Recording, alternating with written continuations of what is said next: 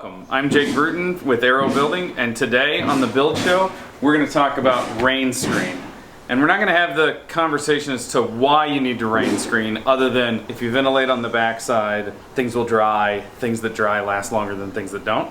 What we want to talk about is the product that we're using, why we're using it, and a little bit of a myth behind Rainscreens. So number one, 1/4 of an inch to 3/8 of an inch space behind your cladding.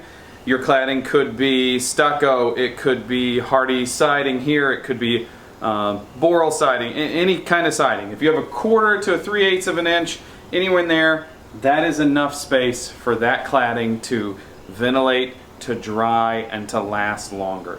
You don't need huge spaces, and we also don't want really small spaces, or really small spaces more likely to get clogged in the installation process or something of the sort. 1/4 of an inch is what you need. That will give you the opportunity to dry. That'll give you the drying potential that you want for your cladding to last longer. Number two, you don't have to use a fancy product here. There are lots of manufacturers that make lots of really adequate, really good products that you can rely on. However, not all of those products are necessary. Sure, in an EIFS or stucco installation, one of those 3D printed matrix products is really good and does a fantastic job, and I wouldn't recommend doing it any other way.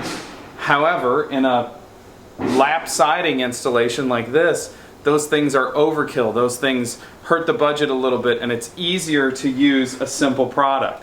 So you could go to a 1x. A lot of people do like 1x strapping. Some people will use the corrugated political yard sign material, which is it's cost effective, it lasts for a long time, it's ventilated. But what we're using here is we ask our lumberyard to take 4x8 sheets of 3/8 fir exterior plywood. So if you would have built a house in the 70s, this could be something that could wind up on the outside of your house as the cladding itself, and then the painters would just paint it.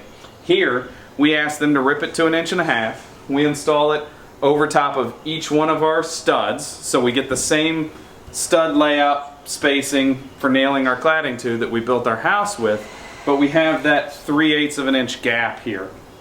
And we've used a cost-effective product.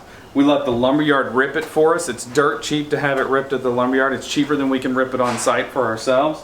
And then all we